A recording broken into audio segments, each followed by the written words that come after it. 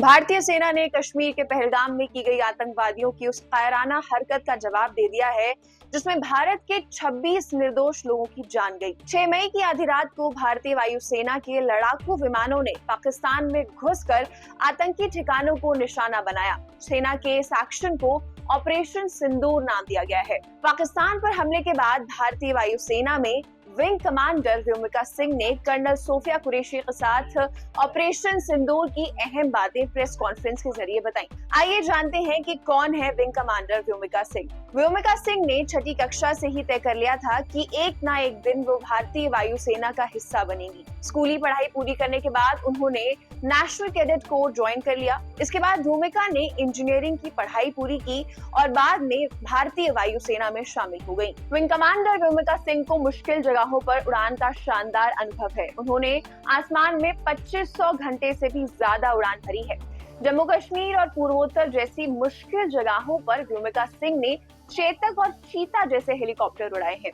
इसके अलावा वो कई बचाव अभियानों और मुश्किल मिशन में भी महत्वपूर्ण भूमिका निभा चुकी हैं। प्रेस कॉन्फ्रेंस में विंग कमांडर व्योमिका सिंह ने बताया कि पहलगाम में 26 पर्यटकों की हत्या का बदला लेने के लिए भारत ने पाकिस्तान पर ऑपरेशन सिंदूर के तहत कार्रवाई की है।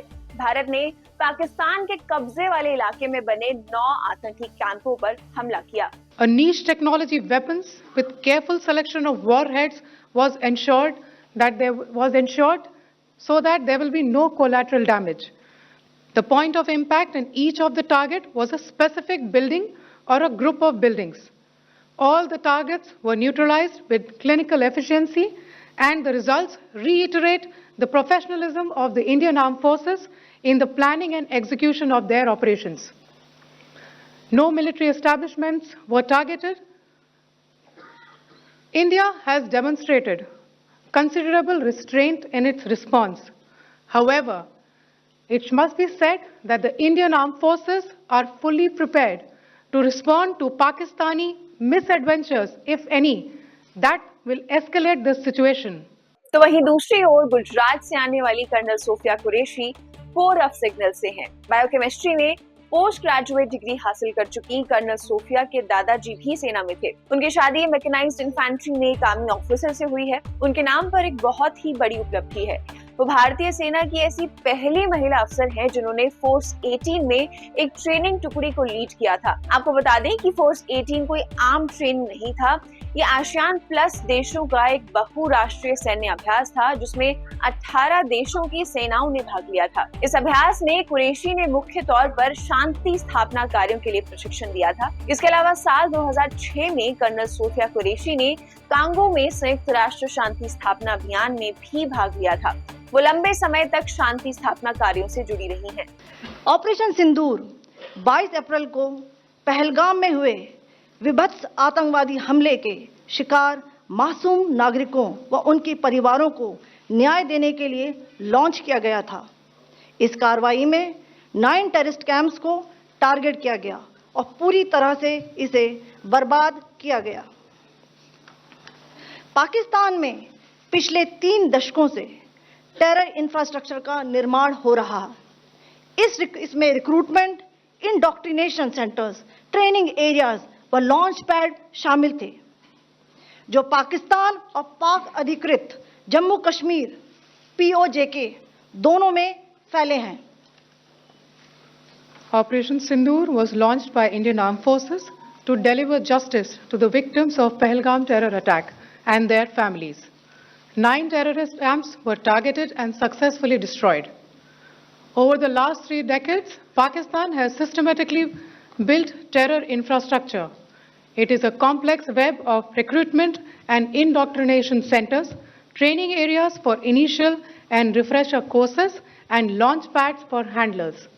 These camps are located both in Pakistan as well as Pakistan-occupied Jammu and Kashmir areas. Some of the well-known training camps are located, as you can see on the screen. They are distributed from Savai Nala in the north, counting to approximately 21, ending at Bhagalpur to the south.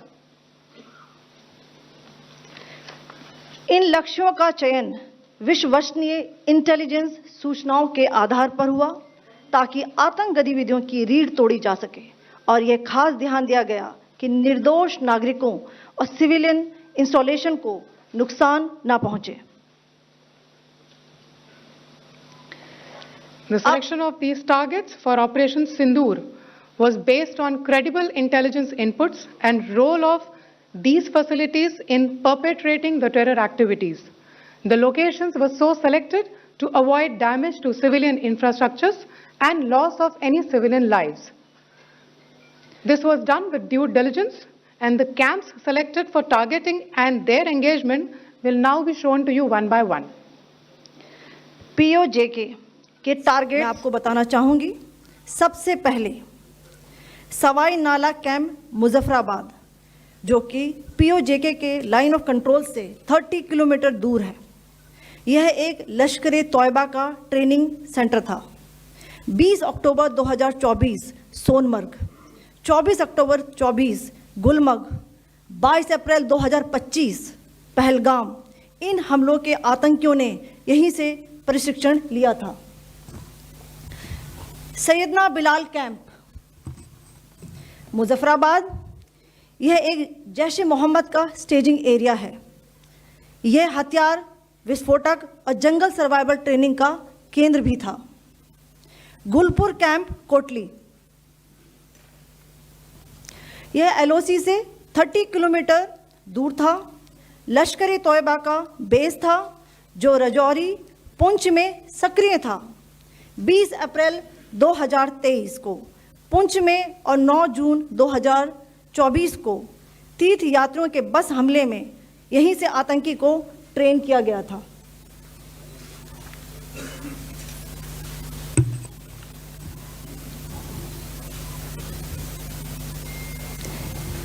Barnala camp बिम्बर, यह LOC से 9 kilometre दूर है। यहाँ पर हथियार handling, IED व जंगल survival का प्रशिक्षण केंद्र था। अब्बास कैंप कोटली,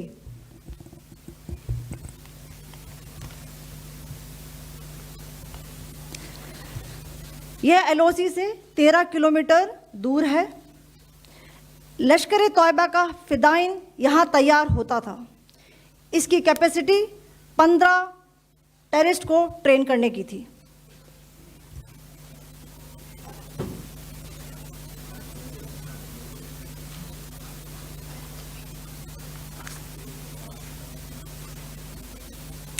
अब मैं पाकिस्तान के अंदर के टारगेट से अवगत कराना चाहूंगी। पहला, सर्जल कैंप सियालकोट, यह अंतर्राष्ट्रीय सीमा से 6 किलोमीटर की दूरी पर है, सांबा कठुआ के सामने।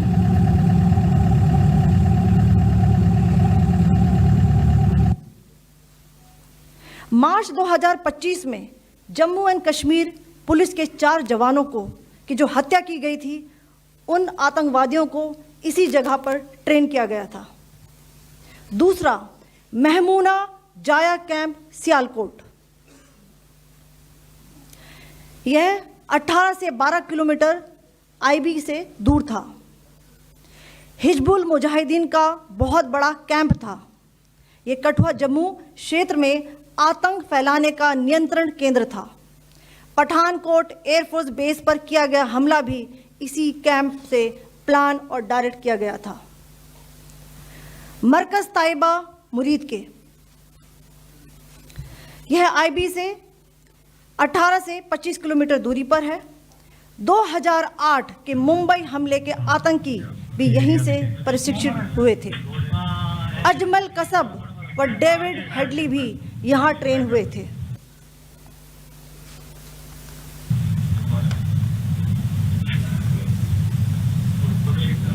आगे दूसरा आया।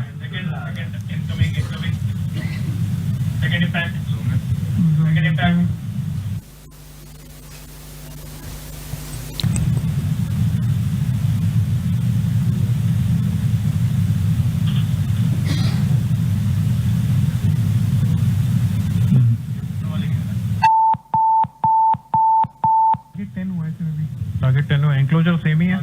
7 it is hit the target. हाँ हाँ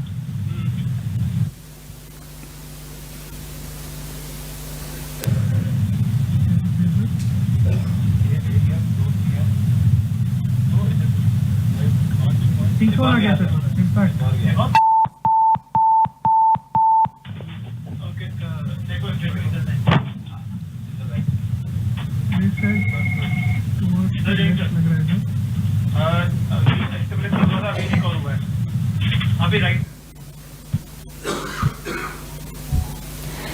मरकज सुभान अल्लाह भावलपुर ये इंटरनेशनल बाउंड्री से 100 किलोमीटर दूर है।